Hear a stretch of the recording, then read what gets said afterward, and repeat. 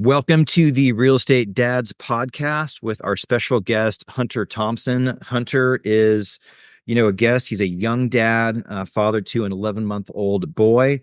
And Hunter is a rock star in the commercial real estate industry. He's raised nearly $100 million to do multifamily and other investments. He's worked with over 500 investors. He's sold over 15,000 books. He's got over 400 people in his mastermind, which is the elite network for capital raisers. And he's got a business that does over 8 figures in revenue a year. And we're so happy to have him on the show to tell us about his experience being a father, how he manages work-life balance, and where he came from and how he grew up to his mindset today. Hunter, welcome to the show. Thanks a bunch. Really appreciate it. Honored to be on. Great. So tell us about your family. You're a new dad, and let's tell us about that process from birth to present. Sure. So I have always been super inclined to children. I've been really excited to be a dad since I was 5. And I had a little sister when I was 3 and always wanted to take care of her. And then my parents got divorced and my mom remarried and then had 2 extra children that I got to take care of too. So I was always just obsessed with my 3 little sisters. And I always kind of was inclined towards industries that were going to create a lifestyle that I was going to be able to lean into as a father, just as early as you could possibly be. Now, some of that is laziness, or some of that is just being very results focused. But real estate, of course, you guys are no stranger to this. It's just set up well for lifestyle design. And, the first book that I read that really resonated with me, funny enough, was The 4-Hour Workweek. And it's funny because when you have no skills, like I did when I read that book, I was like, okay, I got it. 4-Hour Workweek, let's go. And so then it's well, you got to do something. It's the Kunu or whatever from Forgetting Sarah Marshall is we got to do more than nothing. So in order for your time to be valuable, you have to have some skills. So then the first book I read was 4-Hour Workweek. And then I was okay, that's the end goal. But if you don't have any skills, your time is not valuable. You can't really get anything done in a 4-Hour Workweek. And so then I had to do what most people have to do, which is start doing the other stuff, start acquiring skills, starting, filling up your calendar, gaining skills. Your time goes from totally not valuable to anyone to now my time is extremely valuable. And we're friends, and that's why we do this podcast. But my calendar is absolutely crammed. And so as I got towards falling in love with my wife, Chrissy, and we started talking about having children, all that hard work paid off in the sense that, we're really well set up from a lifestyle design perspective, and I can take my foot off the gas, quote, whenever I want to. It just so happens that I actually fell in love with work, and 4-Hour Workweek is the opposite of my goal. I am obsessed with this, and because of that, and I'm sure I'm talking to 2 killers right now, the real challenge with work-life balance, I don't typically find myself being pulled into work. You know what I mean? I find myself frequently being pulled away from work. And sometimes it's more difficult for me to be present in the moment because I've got all these great ideas and great clients that I want to over deliver for. And those ideas are constantly running in my head. So that's kind of been my evolution from going from college and high school, thinking of myself kind of as a slacker. I had some moments and shining bright moments throughout my high school and college that really were indicative of there being something there, but it didn't show up in academia. So in high school and college, I remember literally in college taking a microeconomics class, and I remember going into the final, and I knew I had to get a 76 on the final exactly to pass the class. And I got literally a 76. And my reaction was, I am the smartest man alive. I did the least amount of work to get the exact result that I wanted. And so that kind of messed with me internally. But at the same time, outside of academia, I was doing some stuff that was really cool. I fell in love with running. I fell in love with athleticism. Though it was only at a high school level, I really took it extremely seriously. And as I identified as a runner, I probably didn't have the genetic potential to go Division 1, but I definitely had conversations with Division 2 and Division 3 and just decided that wasn't my path. But that's all I thought about for 4 years straight was running. And so that is not what slackers do, to just become absolutely obsessed with one topic and go all in. And so that is what I carried into my career.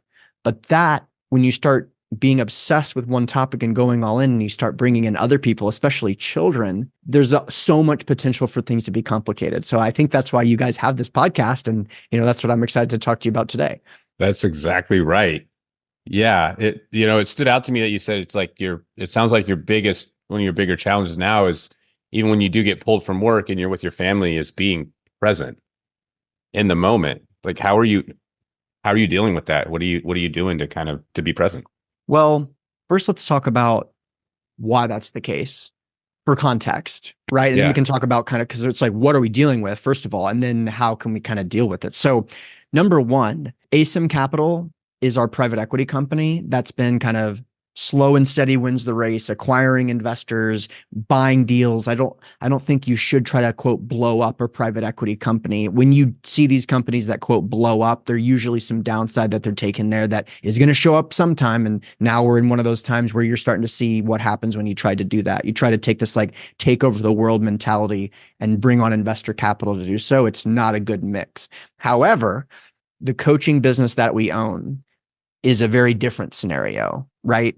There's so less downside to that business. And so that competitive juice of like taking over the world I was able to lean into it on the raisingcapital.com side and scale a business from what I thought was going to be potentially a 6-figure business to an 8-figure business. And so when you think about like, hey, why are you having trouble being present? It's like, when there is a rocket ship going on that you are emotionally prepared to be a 6-figure thing, when you are financially thinking it was a 6-figure thing, when you set your wife's expectation on how much work would go into this 6-figure thing, and then you see that opportunity on the table and all you have to do is lean over and grab it, it's like, what are you willing to do that? Right? And then it transcends that, because in pursuit of building an 8-figure thing, you start to, and you can only build something like that if you start to fall in love with delivering excellence for your clients.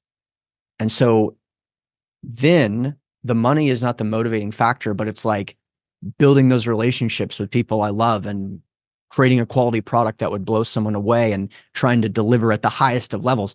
How hard are you willing to work? How much more do you want of that?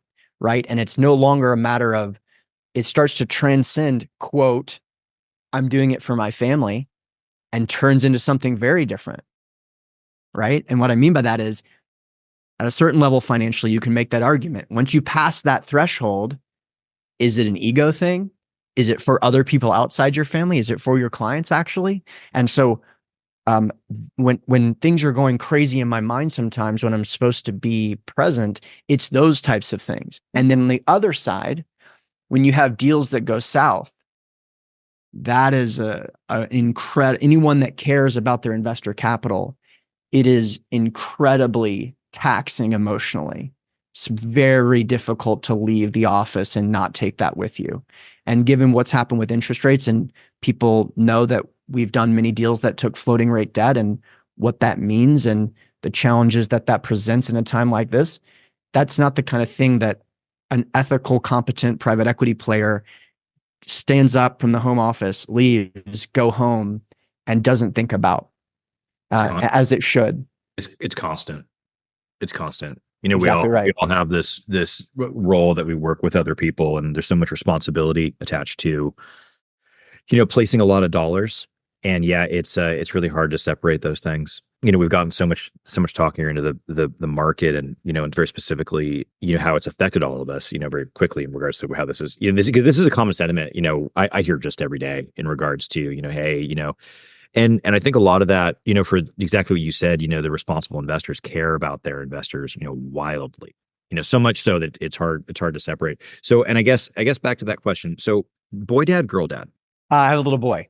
11 months old. His name is Chase. 11 months now? So quick. Yes. Yeah. And so now in regards to the work-life balance, and you've got some of these heavy things that you're carrying, like how much are you able to spend, I guess, and back to Trevor's question, being present for your son, or is it just like, hey, look, I'm so stressed out right now with the market that I'm spending time on these other items that are, just dominating my thoughts? Yeah, so I'm excited for this interview because I get to talk about this stuff. And obviously, like anybody that knows me, or maybe if you don't, just the way that I speak, I'm just a very confident speaker, in the sense of I've got a lot of conviction. That's something I've always had. But luckily or unluckily, I've been recording my thoughts for the last like 5 years. And so you can hear me be dead wrong, just as confident as I'm talking to you right now about topics throughout my career, and just with 100% conviction. And you can go and listen to the recordings of me talking about how good of an investment this, that, and the other thing is. And turns out I was right 50% of the time, right? It's like this is totally like 50-50. But same is true with parenting, right? So I'm going to give you, I've started to learn, I should say, as I became a parent, that like conviction and judgment of how other people do things and, oh, I would never do that. I will say for the first time in my life, honestly, when you have a baby, there's a lot of that goes away.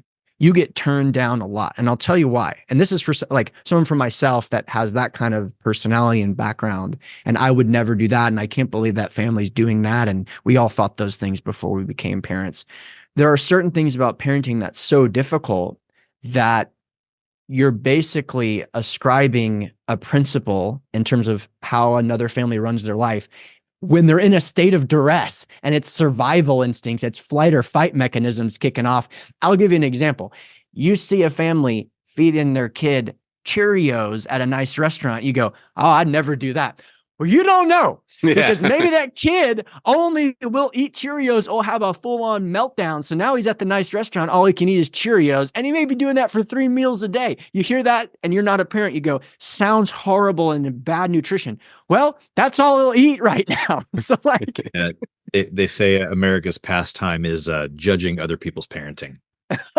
Well, I've chilled out. I'll put it that way. So that's my big caveat. But I do want to talk about kind of my situation and what we do, because anybody that's listening probably will get something out of it. Yeah. So I wake up at around 5:30, and I'm usually working at around 6:30. So I usually wake up, get to spend some time with my wife. My son wakes up around 6. I do see him in the morning. We have this cool moment. Usually a diaper change takes place. I hammer a protein shake, and I'm in the office at around 6:30.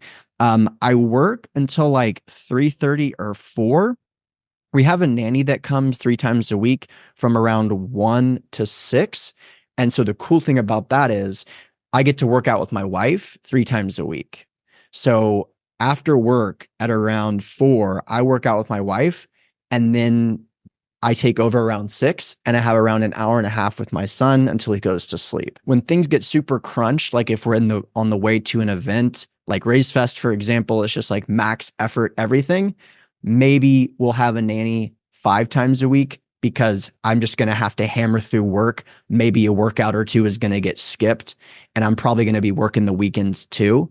And that's just the reality of, especially these in-person events, which are so consuming. So that's the answer from a structural standpoint. And I got to be honest, like that nanny thing, which everyone has their different opinions. And I already told you how I feel about your opinions about how I run my thing. because it's mutual, because everyone has different vibes. But dude, it's so freaking cool. I'm so grateful that I get to work out with my wife, because we thought when we had kids, we were like, damn, this is the thing we're going to have to say goodbye to. And that's some of the best money I could spend, because it's totally about like our relationship, keeping it sexy. And she wants to be in shape. And, women, like as men, we're pretty lucky. Like, there's different grades of men's and how good looking they are. But regardless of how good looking you are as a man, I have found that your looks are not so critical to your identity for most men. But for women, it's a very different story, for most women, I would say. And so think about it like this from a woman's perspective.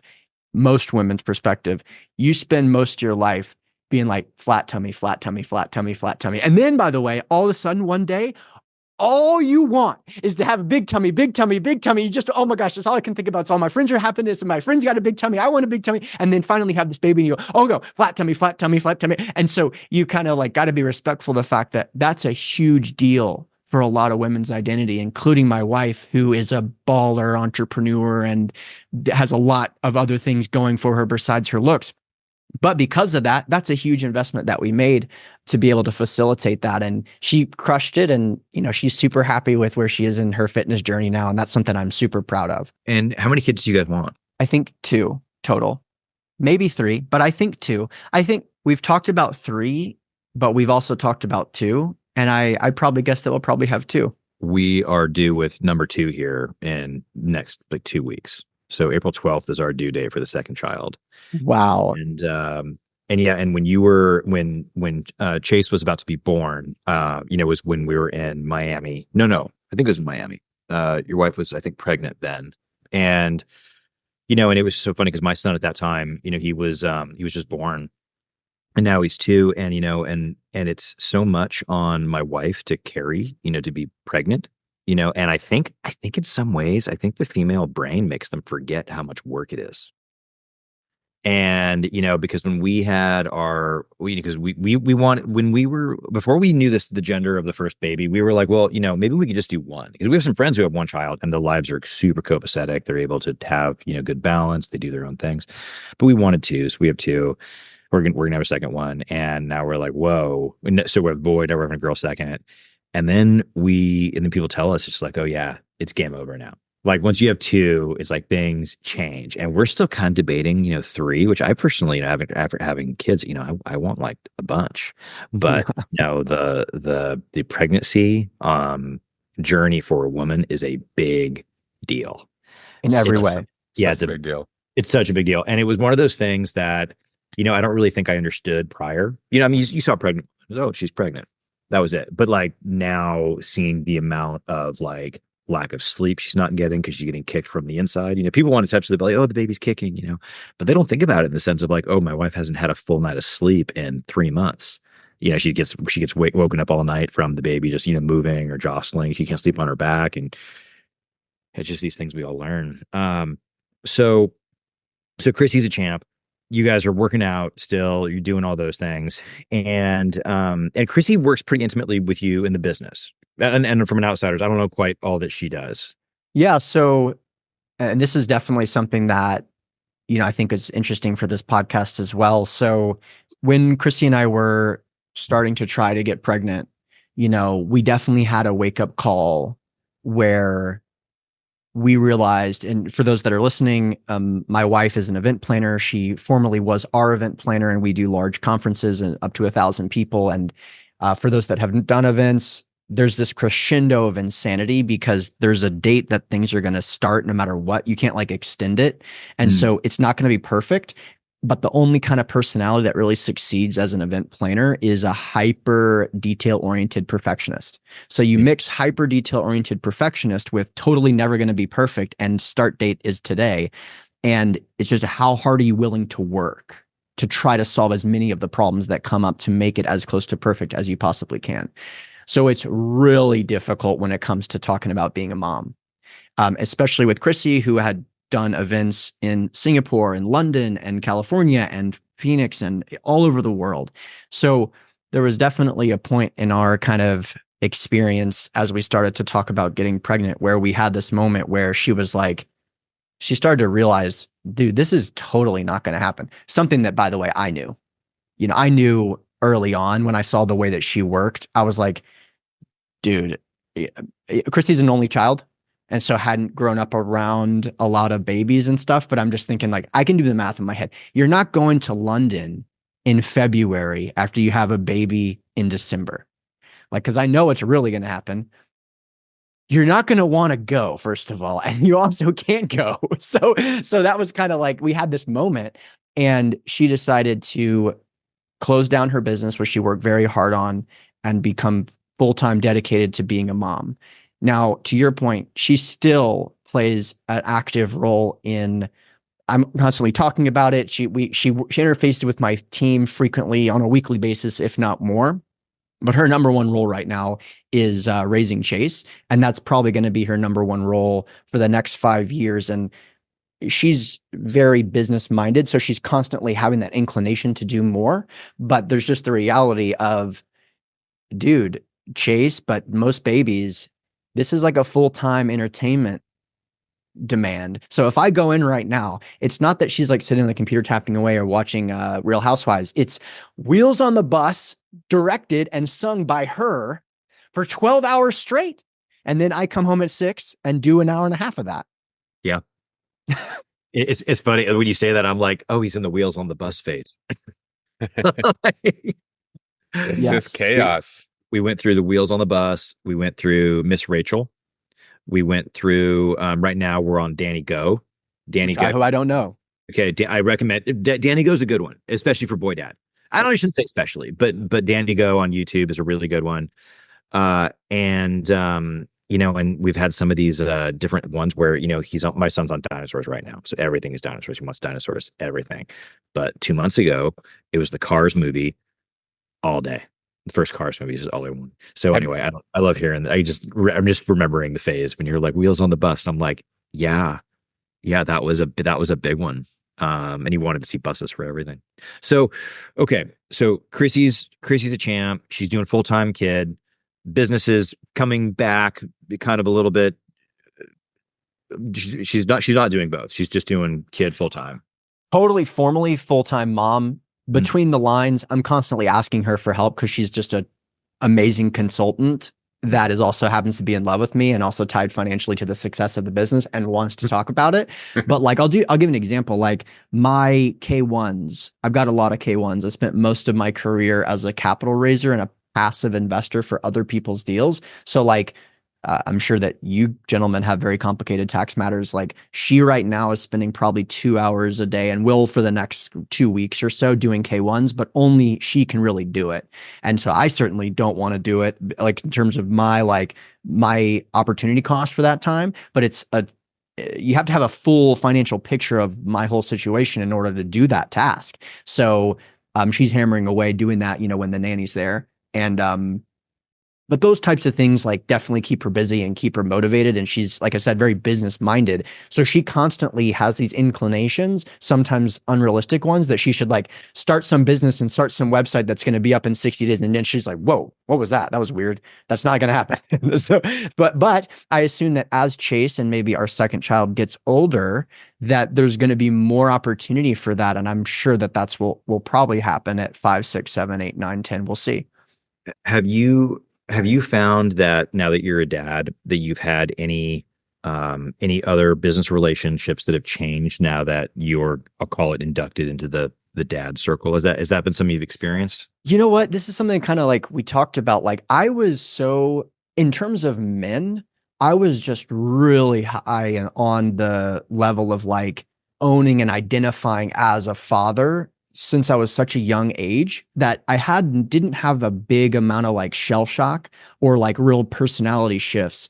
I kind of had been preparing for it internally. Like as an example, when I got married with Chrissy, the person that married us kind of mentioned, you know, Hunter's so excited to be a dad, and everyone thought Chrissy was pregnant because they mentioned it so much. It was just like, no, like he just has been talking about this since he was 5 years old. So I haven't had too much of that, but I will say that like that discussion regarding judgment it was cranked down in a meaningful way because I've got ideas about everything, as both of you gentlemen know, and most of them aren't popular and I don't care at all. So it's like, I'm the kind of person that's like, and by the way, I'm an influencer minded kind of person. So if I uncover something unique, let me give an example.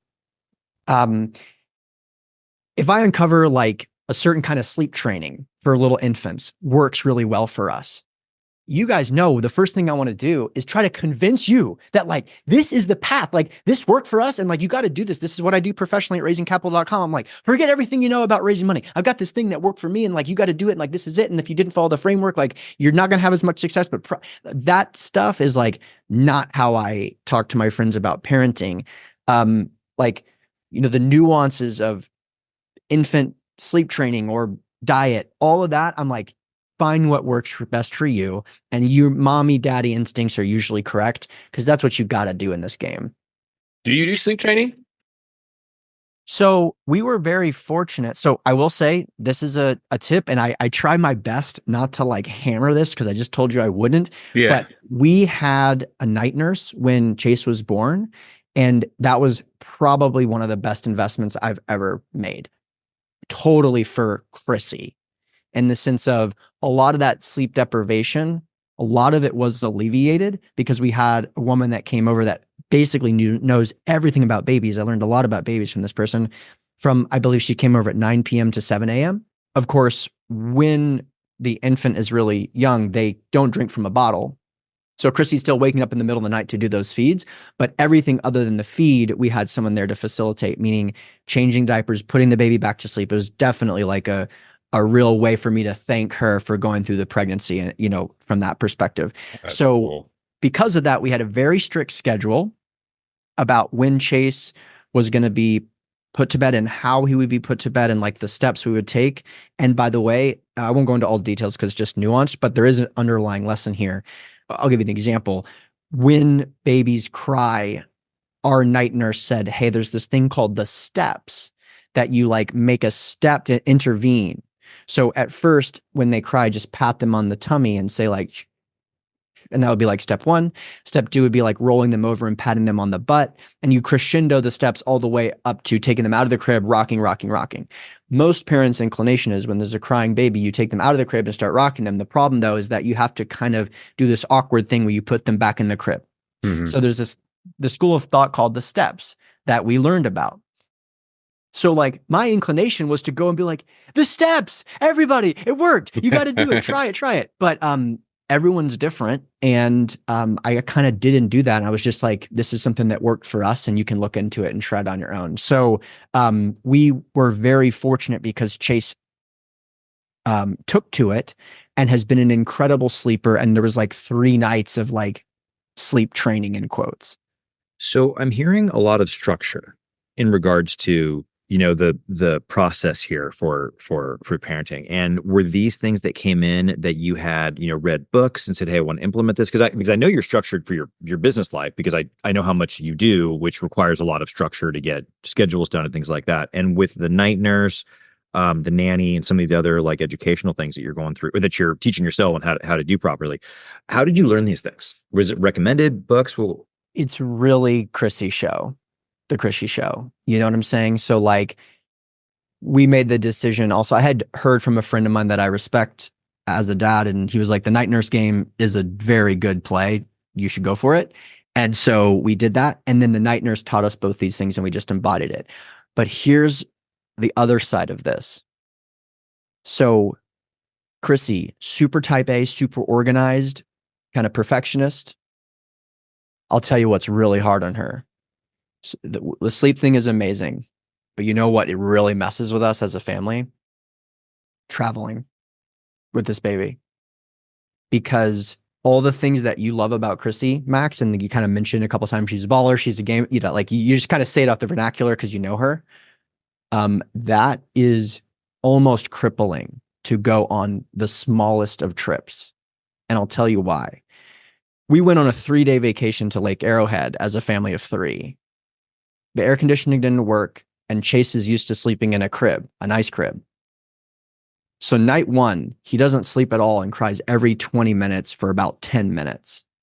And that 3-day vacation is now a 1-night vacation, and we're bouncing back the next day because it's terrorizing for our family and for Chrissy. We're trying to go to Lake Arrowhead. It's a terrible experience. And so the interesting thing about this is that like on the other side of the spectrum is my sister, who is like way more go with the flow, lives in Brazil, is traveling 24 hours from the freaking rural Brazil where there's no roads to come meet us in LA. And she's like not stressed about it at all. I'm like, dude, that would mess up Chase for months. Like Chrissy wouldn't be able to live with herself. Like a 3-hour time change, let alone a 16-hour time change. Brazil is not a big deal, but you get where I'm going with it, right? So Yeah. all those benefits can also come back in different ways, where like my sister and my mom are similar. We went to Rome when my sister was like 10 weeks old. It's like, we would never do that. And now instead of trying to travel with Chase, we're like, what can we do in August? I got an idea. Let's take the week off. Let's watch the Olympics full time in August and not go anywhere. Ooh, I love that. So Trevor, and I want to ask you this question because, Hunter, I've got friends who are similar where I see them traveling with their kids and I'm like, how do you do that? Like it's mind boggling to me. And sometimes I wonder if it's a stress level of just the parents, where I'm concerned about my wife's concerned about the baby. So we're all, really high stress, where I know other parents who it's funny you say to Europe. I have some friends who took their kid to Rome, just like same age as my son. It's like a year ago. And we're like, how did they do that? It's just so, I'm thinking about it going like, this is just so weird. We take the pack and play to another house and my wife can't bend over all the way to put him down. It's a different sleeping environment for him. So he's waking up and, when we're concerned, we didn't bring the white noise maker. It's like these tiny things that become so high alert. And the reason I want to ask you, Trevor, my sister was very, very high alert on baby number 1, baby number 2, kids asleep on the counter. Like they're blending things. There's no more like, shh, the baby's sleeping. I got the whole thing for the first kid. Second kid is like not. And Trevor, I want to hear your take on this since you've got Gia and Luca. Yeah, our kids are. It's like the opposite of what Hunter just described. Largely because of resources. We're working to get to your level. And on the one hand, on the other hand, I mean, our circumstances were different, but basically, our kids just go with the flow. They have to, right? That's because we have so little structure, other than like, we have some rules. If we call your name, you need to respond immediately, so we know exactly where you're at. There's a couple like safety rules, but outside of that, try to keep up. Right? Our kids just follow us around. Me and my wife we both work in a couple businesses that we have. And so they just kind of bounce back and forth between us, mostly to her, like 95% of the time. And then, I have like 5% responsibility when it comes down to it. But because they have to be so adaptive to whatever we're doing all the time, we have kids that we can just take them anywhere and they just figure it out. They figure out how to go with the flow. Love that. Yeah. So Hunter, Trevor, just like a week ago, on a dime, packed up his kids to drive out to our Airbnbs in Indio, both of them, and to stay the night, see the properties because he's going to be taking over management for them. And and he showed up and we went to dinner at like 8:00. And I called my wife. Wait, there's kids at dinner at 8? I'm like, yes. Yeah, that's right. It was great. They didn't go crazy. They didn't trip a waiter. They didn't break anything. They had to get like 1 or 2 stern talkings to that maybe some people noticed that weren't the parents doing it. Yeah, no, it was good. And we made that decision. It was kind of like Max had been asking me if I was going to go, and I was like, I don't know. And then it was like, probably not. And then the day before, I was like, yeah, we'll head out there. And we literally just packed up the kids and just shot out there. Everyone survived.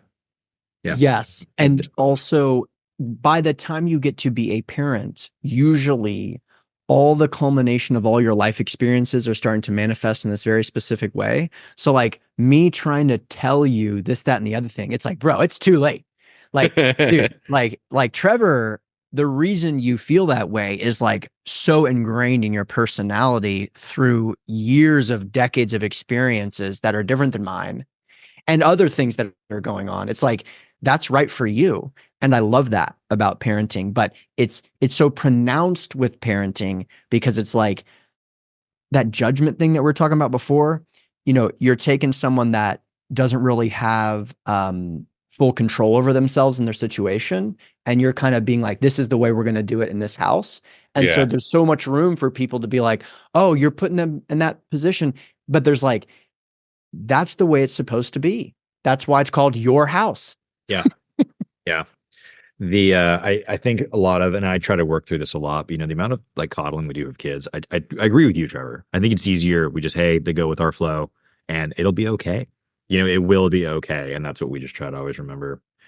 Pros and cons, man. Pros and cons for sure. I see the appeal of structure. There's also some appeal to, either way you make it work and you go towards what works for you. Like I was saying. The other element, I know you're about to change the subject, Mac, but I just want to get one thing, and it's super important from my perspective. And I don't have a lot of experience with this because I have one kid, but like, obviously this is something that we haven't really talked about, which is that kids can be really, really different. And so, like, for example, the school that I went to versus the school that my youngest sister went to, like, though they were very different schools. One was a private all-girls school. That's the one I didn't go to, by the way. And the other one was like a public high school that like I had a ton of fun, but like education wasn't really important to me, as I talked about. But like, guess what? The little one went on to be an engineer. And like that was never my path.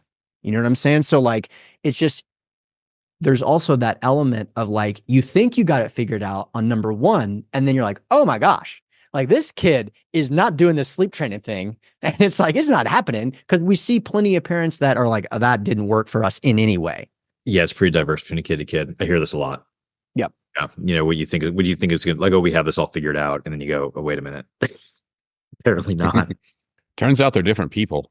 I know. Yes. Really the truth of it. Yes. So Hunter, so the question I was going to ask when I was looking at changing the subject a little bit is, tell if you're willing to share, you know, how was it for you when you were growing up? You said you came from some parents who were separated, and you know, from lessons that you got from your dad or didn't get, how did those, how were those then? And what from that experience, because you said you always wanted to be, you know, a dad from a very young age, but how did that work from, you know, what you were kind of taught or raised with, whatever that was, to how you wanted to impart, you know, an experience to your son? Man, such a heavy question and such a deep question, I should say. And there's like a heaviness here, but it's really interesting the way that it played out. So my parents were divorced when I was very young. And of course, I have a younger sister, which was even younger. Right. And so, you know, very, very young, a matter of months young.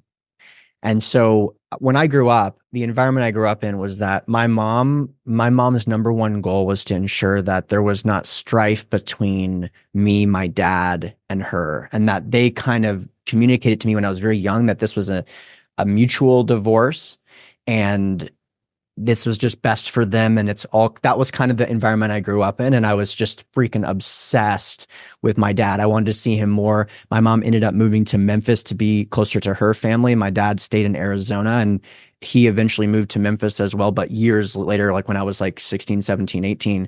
And so I grew up just constantly being obsessed with my dad, missing my dad. We look exactly the same. We've got such similarities in personalities. And as I became a man, you know, 27, 28, 29, I started to kind of realize what had happened, which was that it wasn't a mutual divorce, first of all, right? Like there was one-sided. My dad, you know, asked for a divorce. And as I got older, I started to realize what that meant, especially given how young I was and how young my sisters were. And this is before I had kids. And so I kind of called him out of the blue and was just like, what the blank was that? You mother that. Like everything I thought was wrong. And I'd never talked to him like that because I was always the other end of the spectrum. And it was pretty wild what he said, especially given that I like came at him in I had never spoken to him. I'm sure it's a random weekday, you know, it's like, what is going on? There's no build up to this. And he's like, trust me, dude, nothing you can say is going to hurt me more than the pain that I've been through this, because you're so right. You don't even know how right you are. He's like, I spent the last several decades having to live with that, knowing that you're starting to find this out. And I'm so freaking proud of you for realizing that. And it took a couple months for us to talk through that whole situation and what happened and how it happened. And the time that we lived in multiple decades ago, it's a very different situation now. I think for a lot of reasons, divorce rates are gone, especially with like college educated people. You guys know that divorce had a really serious moment that changed and the society's changed, but both of us are child divorce. And sure, I'm so sorry. Your parents weren't married though, right? My situation's a little different. Yeah, much different. But anyway, Hunter, please continue. Yeah, you're talking guys who have experience with having parents who parents weren't in the same household when we were kids. Understood. Yeah. And so I was surprised by his response, given that I was thinking I was going to shock him. Basically, he was just so cognizant. And the thing that really resonated with me, he's like, I'm so proud of you for like being the man that you are and realizing kind of what you just outlined for me. And it means a lot for you in terms of the dad you're going to be. And that definitely was like how I thought about that whole conversation up until the point that I had a kid. And then when I had a kid, there was this extra layer of like anger and hatred. And also, how is this even possible? Like, how did you even want to risk being away from me and my little sister? Like, that's the whole point. It's not like and we're having this deep conversation, but like, whoa, bro. Like, we were supposed to be best friends, and we didn't get to live the multiple decades of the things that I got to do with him when I would go to Arizona. We missed it all. Yeah. We missed it all. And I don't want to miss one moment of those things with Chase, nor will I, because nothing will come between me and Chase, or me and Chrissy for that matter. And there's always that thought in your head where you're like, there's always a chance. But I risked my life on it not being the case. I risked my life on being with Christy for the rest of my life. And I risked also my life on being with Chase for the rest of my life. And so, that's kind of my story with that. And the other element, just since you asked, I grew up with a stepdad that I had a pretty adversarial relationship with. Just for context, I was pretty down to have a stepdad. I was like down for it. And eventually though, we reached emotional parity when I was like 15 or 16. Okay. So I kind of then I recognized that he saw me more as an adversary. And I kind of, with my confidence and who I am as a person, I kind of checked out and realized you're just kind of here, bro. And you can tell me what to do. And you can take away my car if you get, but you're not really like going to play a big role in my life. And so even though they were together and they eventually got a divorce, but even though they were together for years during what is, the most important years of my life in terms of development, I was like, this is not going to be like my story about like the adversarial stepdad thing. You can do this stuff. You can say mean things. You can punish me for this, that, and the other thing, but I'm kind of good because I just always had this confidence, like I'm good. Now, my sister had a very different situation, right? She was much younger, and the father-daughter element is just so critical that was way harder on her. But I just, when I think about like my life, I think about this, like, that's kind of like some nuisance that just was around, and I just kind of checked out, even though it was, very present. And did that individual have his own kids, or did he have new kids with your mother? He had kids with my mother, who I'm obsessed with, and he was too. And so we've got like my sisters, my quote half sisters. That's not how I think of them all. They're my sisters, and like we are all like the closest, thick as thieves kind of relationships. But yeah, so that's the story with that, and it's wild because that's what happens when you go through a divorce. You risk that happening to your family. So like, I didn't blame him. He's just some asshole. I blamed my dad in a lot more ways because you're risking that. Yeah. You're risking that. Yeah. It's so interesting when you hear these stories of, what splits up families and, and the fallout, which I think is something that is so understated. I think, when you've got two stressed out parents who are trying to make decisions as good as they can, but to be honest, they're both in kind of a state of trauma. And, and I'm definitely, anti-divorce and pro, family staying together.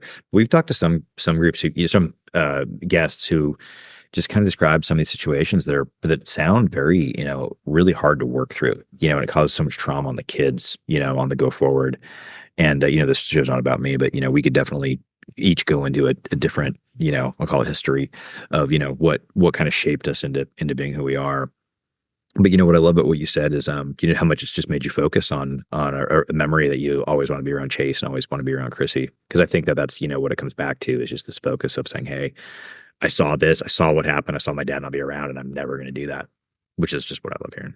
Yeah, and that's the reason I wanted to share that story in that detail, because I don't think that people really were having that conversation in the 80s and the 90s. You know, it's been a very different conversation to know. And I mean, you know, my sister took it hard and, you know, had to go through like, you know, therapy and stuff. And man, it's tough to even I don't think she'd have a problem with me sharing this, but man, I remember being one of those sessions and hearing, going around the circle, and there was 13 girls in the circle, and every single one of them didn't have their biological father in their life. Every single one, at least not directly in their household. And it's just like, man, that father-daughter thing is so serious. Yeah. Yeah, it is. You know, for a lot of different reasons. You know, I've known individuals who had their father not be around, and I see some of them who, you know, it's funny to see how people make decisions with the betterment of their lives, similar to the whole, you know, I have a parent who was I'm just making this analogy up, but parent who was an alcoholic or a drug user, and as a result, that's the reason why I'm an alcoholic and a drug user. Or you have the other people who say, well, my parent was an alcoholic and drug user, that's why I never do those things at all. Yeah.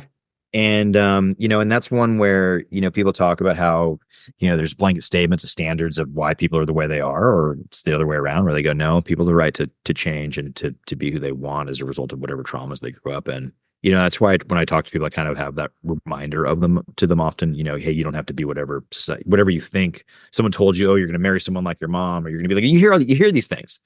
And then, you know, you go through life and you go, look, you got to take care of your own direction, you know, no matter what. And, echoing what you said, 80s were wild, bro. Yeah. The 80s were wild. I just mean in general, my parents split in the 80s.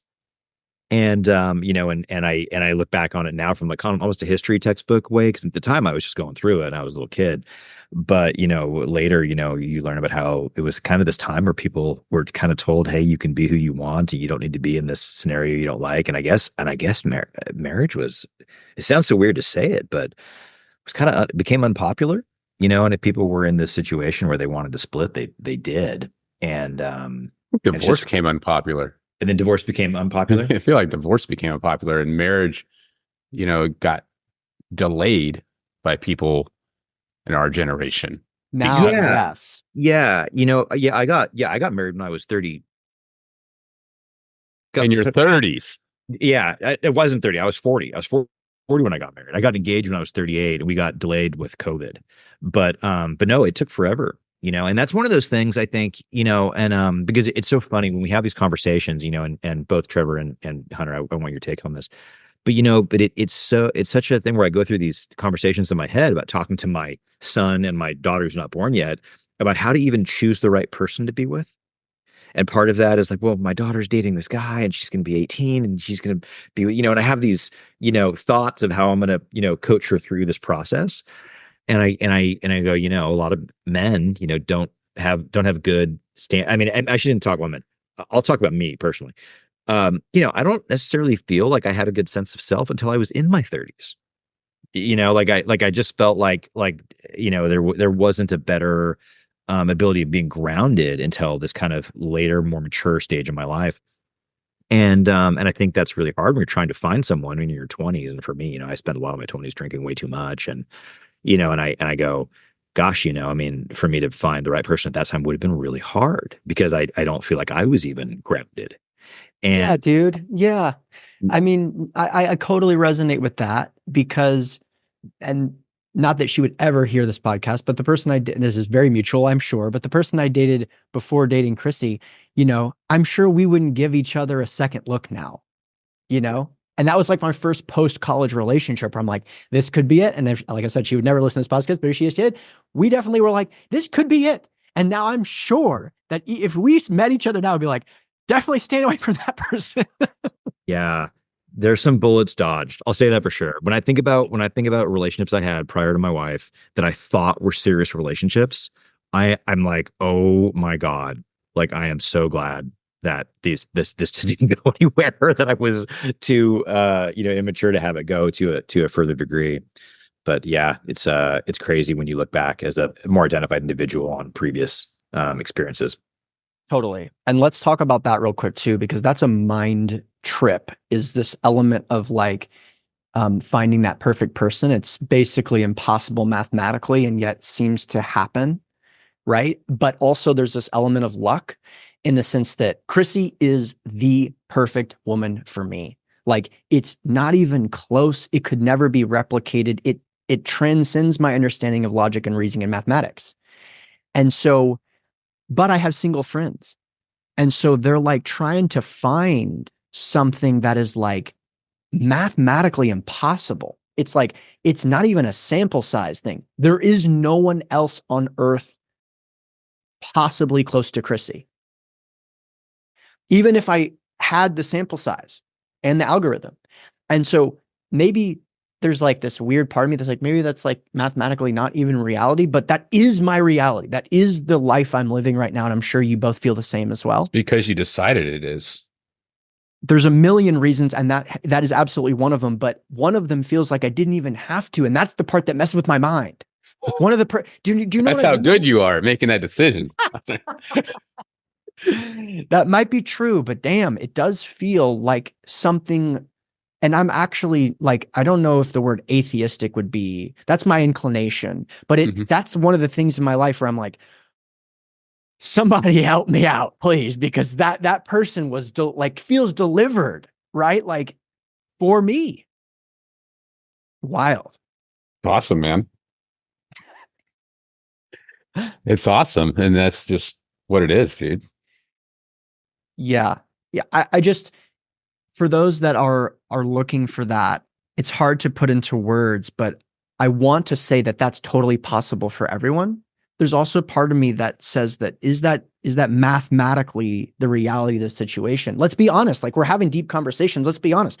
When you are, especially if you are a woman, when you are 26, 27, 28, 29, 30, 31, 32, 33, you have so few relationships that you get to make that decision with, especially at that time of your life. It's kind of for us as men, we enjoy a very different experience during those years. I'm going to go out on a limb here, Hunter, and say that you've had this idea that you want to be a dad forever. So when you were dating women off the jump, you were looking for a partner in that. It just doesn't hit the same, because that idea of being a dad, you don't really know. And like Max was talking about, like, not sure, I partied in college and stuff like that, but it was more than that. It was my risk reward ratio was like cranked up as if I had nothing to live for. So like, I wasn't thinking about 6 months ahead or a pregnancy. I'm just being honest with you. It wasn't that thoughtful. Okay. Me neither. I thought maybe, I think for most guys at that age, it isn't. It's just, it's like you have this thought in your head, or I don't know the thought in your head, but the vibe that I'm getting when you talk about that situation with your dad, and that really resonated with me a lot, because I feel like a similar situation, because I'd never met my biological father. And so I thought since I was very, very young, like, I don't know who the man is, and I don't give a fuck about that man. Mm-hmm. I will never be that man. I will always be there for any children I ever have. I will be the exact opposite.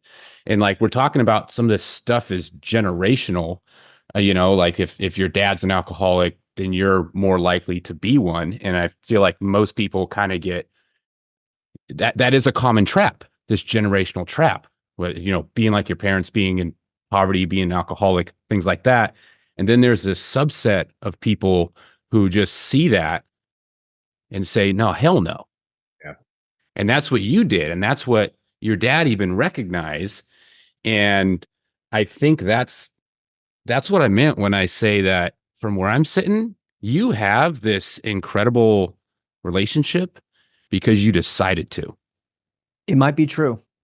It might be true. And that's not lost on me. And I'm all I am is super grateful for it, because it is what I described. When you met Chrissy and you mentioned these astronomical, I'll call it, well, there's what about all that 1 in a million talk? to quote. Yeah. So luckily our audience is all guys, so they'll all get that. But so let's go into that. Okay, so you met Chrissy, and how was that? Because now you got a kid, you're happy, you're super stoked, you're super excited about everything. I mean, you've been excited about your business, you're excited about your marriage, you're excited about your kid, you're excited about the future, more kids, which is all so great to hear. How was it when you first met Chrissy, and how was that process to now? Yeah, so it's actually complicated, as you probably can imagine, because that's just how life is. But I met Chrissy through a mutual friend so the mutual friend ended up introducing us because they thought we might be able to get together. And later the mutual friend ended up dating Chrissy and getting super close with Chrissy and moving across the country with Chrissy and falling in love with Chrissy. And they ended up breaking up. And about a year later, we got together, and it created a massive just a blow up, and it was not fun. But Chrissy and I were originally introduced as friends. And if you go back, and I don't think you can really do this anymore on Facebook, but if you used to go back and see our quote wall to wall, it was like very one-sided flirty behavior from me to her, from me to her, from me to her. And then eventually my friend starts dating her, and that just stops for like 3 years. And then it just starts up again when they break up. You know what I mean? So it was just that. And, but when we were, because all of us were so close, we would go on trips together and stuff like that. I always felt very connected to Chrissy just from just a vibe perspective. And then when my mutual friend and her broke up, she moved from San Francisco to LA. And when she got to LA, I know what that means. I've got her cornered. She's got no friends. I just basically need to show up. I know where she's going to be. It's at her apartment. What's up? I'm here. This is happening now. And that was kind of my vibe. And she received it very well. And because of the way it went down, and this is another lesson of like that drama, which was really difficult and not fun. And I lost a great friend, through that, which I was surprised about, by the way. I didn't think it was going to go that way. And so that was also part of it that was really, difficult emotionally for me. But, because of the nature of the fact that I thought it might cause that whole friend and that whole friend group to blow up, I basically had to go in with the intentionality of I would only do this if I thought I might marry her. And so literally the first time I told my mom that I was interested in Chrissy, because my mom actually knows the mutual friend, mutual friend from decades. I was like, listen, I'm just texting you this because this is about to pop off and you're going to hear about it because you're friends with the mom and the thing and the da. But I think I'll probably marry Chrissy. So I was like, that's why I'm doing this. So because of that, I treated that relationship from the beginning with that level of intensity, which was, by the way, very different because I risked it all. And so you got to really play it like you're going to take it all the way. And because of that, we did. And so while there was that chaboom drama around our relationship, since inception, our relationship has been like the most ironclad. That's very rare and a unique to that situation. So I'm grateful for that. And so there was a time when being with her was tumultuous, but not because of ourselves. That's our relationship was born out of that tumultuous thing, but it like resonated through the rest of our relationship because usually when you get with someone, there's sometimes some awkward moments where you don't know if it's official and you don't know if you're exclusive and someone crosses the line somewhere and they get called out. And there's a little bit of that drama that starts a relationship. That's typical because you don't want to be overbearing and be like, it's rare, right? So it's common to have a little bit of that weird moment of jealousy until someone says, hey, listen, are we going to do this or not? So Chrissy and I didn't have that. Hunter, what I always love about you is that everything with you is super definiteness of purpose. Facts. Just like, hey, Chrissy, I'm gonna. It's like, yeah, I love it. And yeah, when you jump in with 2 feet, I would say there's a bit of a burning of the boats in that yes. nature. My wife and I, we moved in together about 2 months after knowing each other. My man. And I had never done anything like that before in my life. And I look back and I go, that was the best decision we ever made. And for listeners, I don't know, so I would always recommend that, but I was that over the moon right off the get go.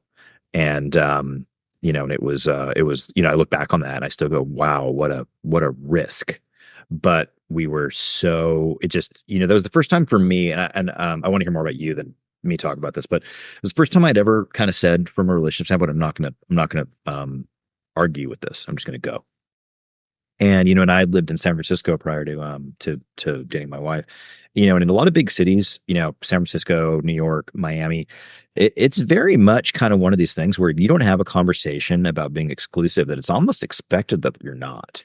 Yeah. And I had to learn that, kind of the hard way a little bit in some ways, but there's the big cities that is kind of a vibe. And I was so glad when I met my wife, because I feel it's very similar in the sense of, this one of the million kind of, opportunity. So it was quite so anyway, I love hearing that from you. I love hearing that, you had this and this, I'm sorry about the friend. That's such a bummer. It's such a bummer because, I feel like when you say, I'm going to marry her and I'm going to do all these things, I'm going to make it like this, that you hope would have, your former friend kind of recognize that it was all intended for this, altruistic, end goal, which is what we're all looking for. I mean, everyone's looking for that. Totally. Yeah. It was sad. It was unexpected and it was sad. And it remains to be sad to this day because we're all very close. And now that person isn't associated with any of the group that we all grew up with, even though we are all so close. And it's sad because they also have found love and had found love by the time that Christy and now married that person. And so you always are just wondering when it's going to happen, where that person's going to go, whoa, like, whatever. But it just speaks to kind of what we were talking about at the beginning, which is like everyone's path is so different. At a certain point, you don't like the judgment just gets cranked down all the way, including kind of that discussion we're having about our respective parents, right? Once you start to learn about like different people's background and history and challenges and the route that they took, and most people are just trying to do the best they can. Yeah. And so that also, there was a moment of that with my relationship with my dad at some point where I also realized that as well. And, this isn't even ending it on a dark note, but like, I also held my mom very responsible for bringing in my stepdad, who it was clear that we were going to have a tumultuous relationship when we were very young. But also like now I start to realize what Chrissy would, if Chrissy and I had a divorce, the state Chrissy would be in and like who she'd be looking for. And it's all, you start to mature as a person. And I can feel it happening in my brain and in my biology, like as we speak and through these months, is that people are just trying to do the best they can. But I think that you two are doing such a service to speak to these men. And my gosh, I'm so proud of like the way the conversation is going in terms of leaning into being a father and women leaning into being a mother. And I've seen the pendulum swing in that direction. It makes me so happy because I'm very much a libertarian, freedom-minded person. I'm the opposite of like, everyone needs to think like me. I have gone totally the other direction, which is that I actually live in an anarcho-capitalist paradise in my house. And we get to make the rules. And that's it. That's mostly what I care about, is like, I'm not going to say my address, but that address is mostly what I care about now. I care much less about other things, including taxes and regulations and regulatory burden and tax, like tax credits and this, that, and the other thing, because I'm having such a good time in my house. And by the way, that's my view of like how we actually get to the free future that I want, which is everyone just kind of leans into their own family. And then all of a sudden we'll be able to live a life of freedom and fulfillment and realize that they don't need to enforce their wills on others and to force other people to live like they want them to, and to cripple the economy with regulation. Once they have a house like the one I have, all you have is fulfillment and love pulsing through your body, and you just want people to have the same. And so I think it's great what you guys are doing, because that's really what the show is all about in your own way. Oh yeah, it is. Man, that was well put. Yeah, the libertarian mindset. I love it. Yeah, same. Hunter, one comment that we've noticed within the different interviews that we've done is every one of them has a perspective that's at their level of parenting, I'll call it, or maturity. So for myself, I'm a young dad, and regretting the fact that I've got a 2-year-old and I will have another one. But I am sure that my understanding when I'm a dad of teenagers is going to change. And that the conversation about the Cheerios, we don't want to give them Cheerios, or my idea of how I'm expecting to talk to them at this later age, it's going to be so wrong. It's like, I almost want to, if we could do it in the sense, but, interview you now and then in 5 years, and then in 10 years, and get these updates on, I'll call it the new understandings of that we're all going through and learning constantly. Definitely down to do that. And I think that you just knowing that you're going to be wrong, though, is such a different attitude than maybe you had, before you had your 2-year-old, because probably you were like, oh, I got this figured out. Like, I know exactly how this is going to play out. And then things kind of change. Yeah. Yeah. I think you have an idea of what you're going to go for, but you got to have like 5 more in the background that as contingencies, and then understand you might not even get close to any of them, Yeah, it's like a direction and a lot of God, I don't even know how to properly say it. A lot of as much direction as you can have, and then a lot of compromising as much as we'll do to make things work. Totally. So I think, Max, we got 8 minutes, and I want to, I'm with you. I want to soak up every minute of Hunter's time that he allowed us to put on his calendar. Let's so go. thank you, Hunter, so much, man. If people want to learn more about me, just go to raisingcapital.com. That has like my book and like a video about how we help people raise money. I know you talk to a lot of real estate people, and I've raised close to $100 million of equity, kind of systematized that. And the companies that I was talking about before, one of them is coaching people how to raise capital. And both Trevor and Max have had, just great success stories and just basically kicking butt, taking names. You can also get my book for basically $5 now, digital copy at raisingcapitalforrealestate.com. And if you're on the investor side, or if you're a fund of funds manager, just go to asymcapital.com. We kind of have a done for you fund of funds solution, so you can raise capital for our deals in Phoenix. And all we do is multifamily in Phoenix. Great. And if people want to join a community full of libertarian minded, leaning into dadhood type of people, you have kind of a spot that sort of resembles that, right? Isn't like a mastermind you got or something? I think so. I mean, I just try to lean into who I am to attract my people. And that's why I love my business, because my clients are awesome. So yeah, Raise Masters is the community that he's referring to. You can just go to raisemasters.com and book a call with my team and see if it's a good fit. Yeah. So for anyone listening, Raising Capital for Real Estate was Hunter Thompson's. Is this your first book? Yes, that's correct. That is really great. And it talks about not just going out to call people who have money, but creating a funnel to have people who want to invest in deals find you and find, that niche. And, you kind of just hit that on the head. You've got a mastermind that you created that are like-minded people to you. And which has just been a great place for networking of people. And that's why we're able to have you on this call today, from meeting other people through some of these networks. So, Hunter, thanks so much for being on. We will have access to Hunter's contact information on the Real Estate Dads podcast website. It's realestatedatspodcast.com, and we'll have all of those links on there. And in addition to, if you know anybody who is listening to this, if you or anyone who could be a great guest for our show, reach out to us. That website, Real Estate Dads Podcast, has a link to be able to be a guest, and we would love to connect with you if that's the case. Thanks a lot, guys.